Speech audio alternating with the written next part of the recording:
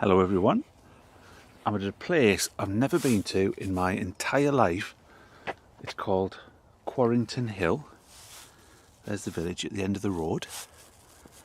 This week somebody I know, put on Facebook a couple of pictures from this place because they were looking for a certain grave.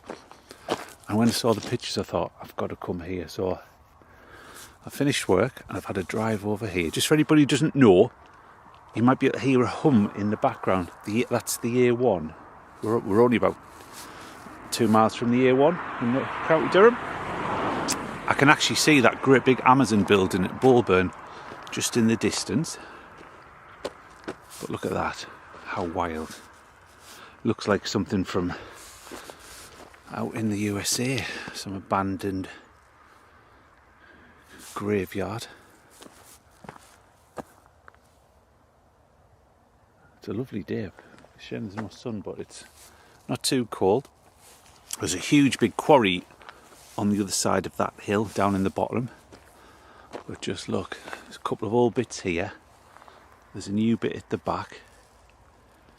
I can see a C.W. Carlin, military provost, staff corps, who died, oh God, look, he died Christmas Day 1944. Second World War hero. I'm going to show you around here and then we'll go into the old bit, as I've never been in there. I'm going to have to come back here on a summer's day. When you walk up to the cemetery from the village, you can see right across to the A1 and then at the quarry. So that's the newer section. I don't believe there's any burials being taken at the moment because there's something to do with this bit of subsidence, and people say it's to do with the quarry with all the blasting. But there's a lovely little info board here. St Paul's Church is one of the most enduring features of the local landscape from 1868 until 1993. Oh, so there was look. Actually, there was a church here. I'm trying to get me bearings here, but it's possibly was in that space there, because it doesn't look like there's any graves. It's a shame. Tells you what wildlife there is here. So it's from 1868 it was created. Right, that's enough of the new ones.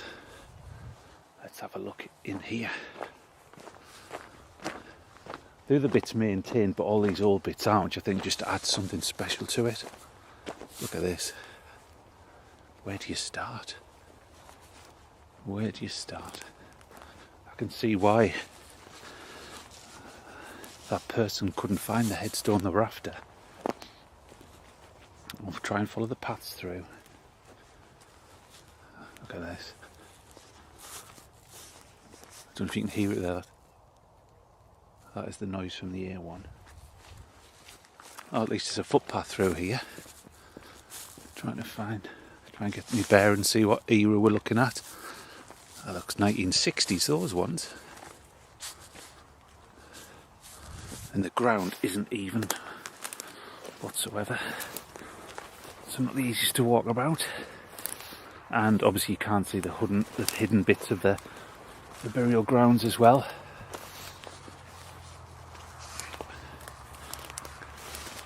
Look at that. An affectionate remembrance of Richard Nelson, late overman of Castle Colliery, who departed this life November the 8th, 1867 or 77. Sadly, he'll mention some of his children. John, who died in infancy in 1858, aged 16 months. Margaret, aged 4 days. Esther, 3 weeks. And Sarah, aged just 11 months. Sadly typical. Look at them, you couldn't even try and go into that. Looks like it's thorns as well. God knows how many are in there. Get back onto the path. Bet it'll be even worse in summer when all this grass is grown. Well, I don't mean worse, because it'll be actually look probably even better.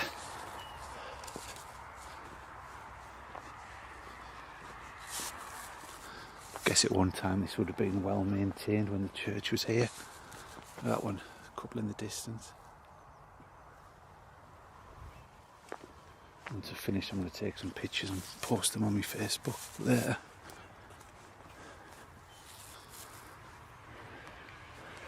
Unless you had a grave plot, it'd be like a needle in a haystack. Trying to find anything in here. George Ellis, Harrison, Wilkinson. See, even there, look, if you go down, you can't see the stone underneath. There's all of them there. Just in one way, it's a shame because these people, you can't get to see the graves. There will be people in the local area, probably grandparents, great grandparents they are. Me being selfish, I think. It looks quite atmospheric and so on, but God, look at that. You need strimmers and a team to get into there. Perryman, there's a couple of Perrymans there.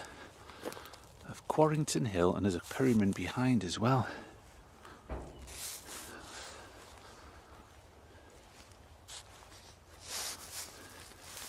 Robson, just everywhere.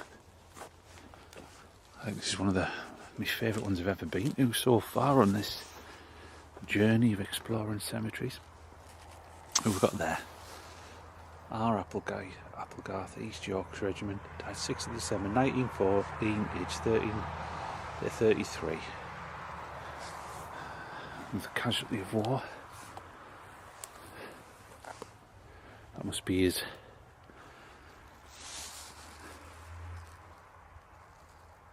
parents or relatives, because they're called Applegarth.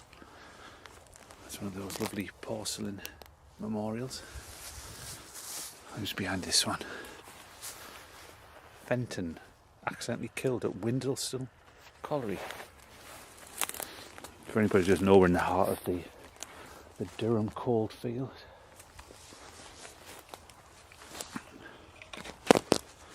That was a thorn ripping against me coat. God almighty. See, underneath here, there's all the stone that borders some of the burials, like burial plots. See, Russet, Bradley. See, all these ones aren't like 1800s ones. Most of these ones I'm looking at is 1948. That one, members of the Mackey. David, their son, who died of wounds received in France, December the 6th, 1915, aged 21 years. I'm going to come round and see if I can get into those ones up there. I'm going to go down to the boundary. When I walked up, there was a lovely cemetery gate at the bottom. God almighty.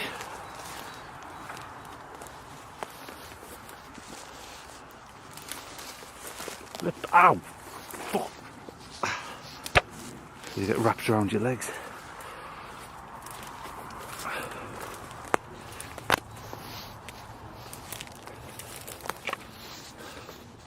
But you can see somebody's been to put little crosses down for that one. Another problem is once it gets to a stage where it's so overgrown, obviously it can affect the headstones themselves, undermine them and push them down a bit. Look there. Joseph Irwin of Quarrington Hill. There, look. There's loads in there. There's probably thousands of people buried in here.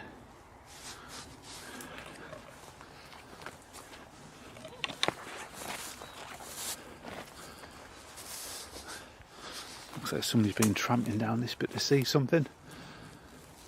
Frederick, beloved son of Thomas and Elizabeth Heads.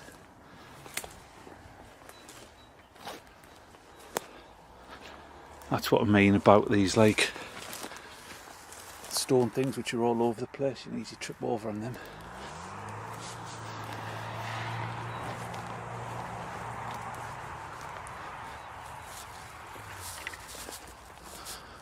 slopes down a bit into there. I can get down there.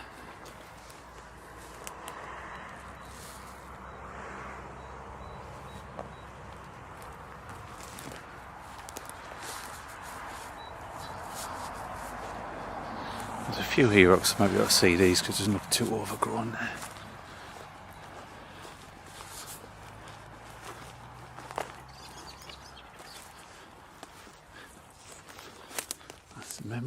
Loving memory of Caleb, beloved husband of Elizabeth Crook of Southview, who died 14th of March 1917. Southview, I'm just guessing, is probably one of these buildings down the villages which looks south. Get a good view from up here, right up on a hill. William Smith of Quarrington Hill.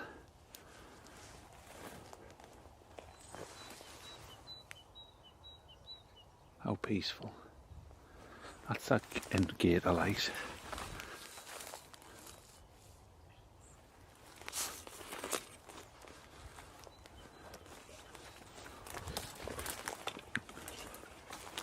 Don't know if I can get down there, can I?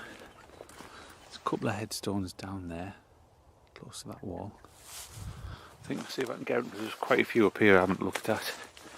And then there's that little bit when I came in. It's actually a really mild day today.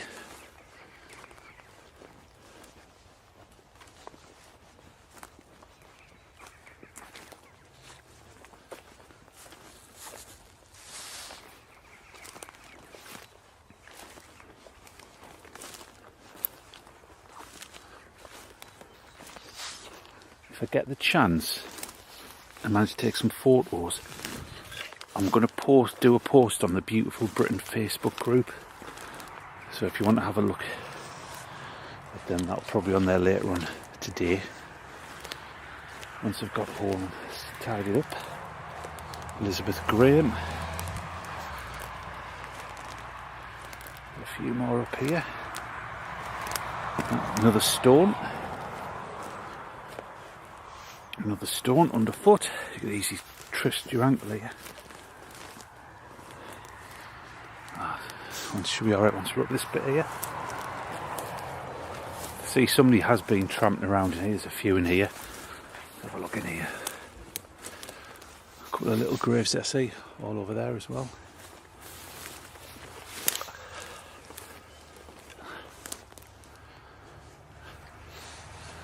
Richard, the beloved husband of Nellie Jury, who was accidentally killed at East Hetton Colliery.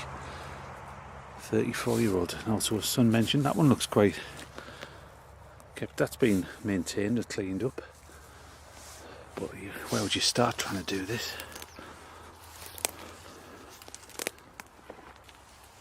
It's a nice name, John George Sweeting.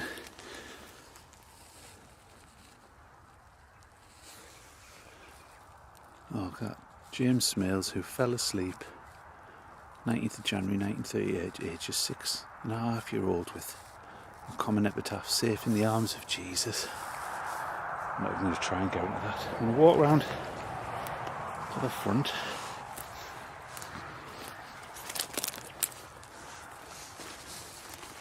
Got a few more minutes left on the video. Fenton. I've seen that one. Didn't come this far, I don't think. Barker, Sarah Barker. Another Mackie, possibly related to the other one. Oh, I've already been here, sorry. It's easy to lose your track. Oh, God. So it's how deep that is down in this.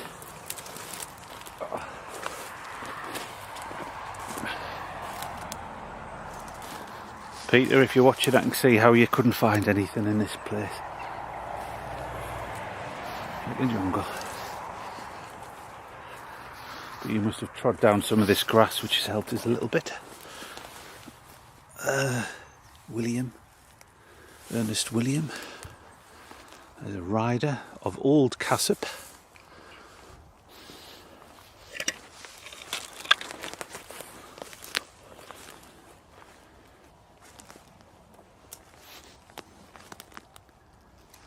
Looks Lewis Walton, Dixon, Oxley. Haven't seen many epitaphs. Oh, there's Commonwealth Grave one. I don't think I saw that one. I'll quickly see this one and I'll have a look.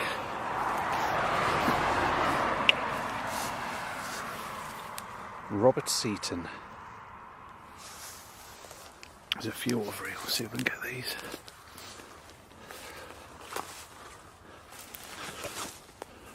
Jackson.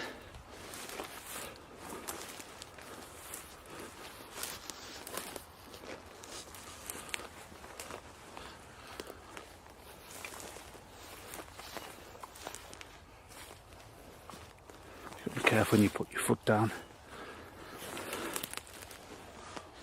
So James William Lang, who died 8th November 1959, 91-year-old of Hilt, and then mentions another son up there, Hilltop Farm. It's all hills up here, really high up. You can see right across.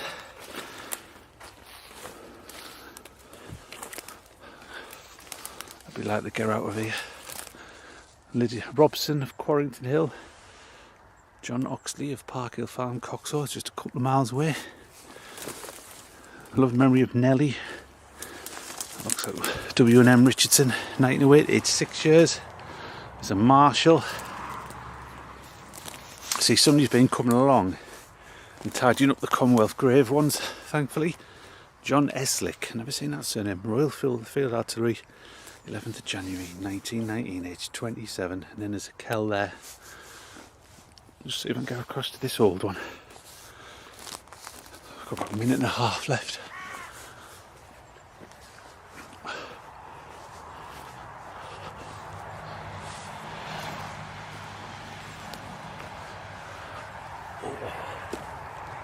A good exercise this. Not very good for me back.